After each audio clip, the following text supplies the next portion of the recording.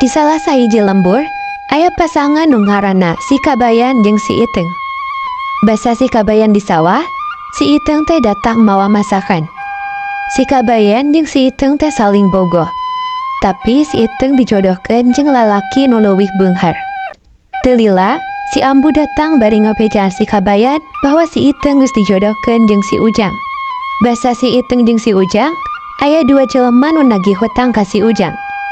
Ternyata si Ujang boga barang-barang mewah teh meunang ngahutang.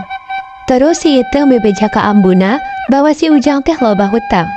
Teu lila si Ujang datang minta pangbalikeun kabeh barang-barang anu geus diberekeun ka Ambu si Iteung.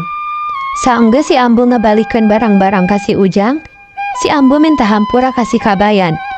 Terus si Ambu oge ngarestuan si Kabayan jeung si Iteung.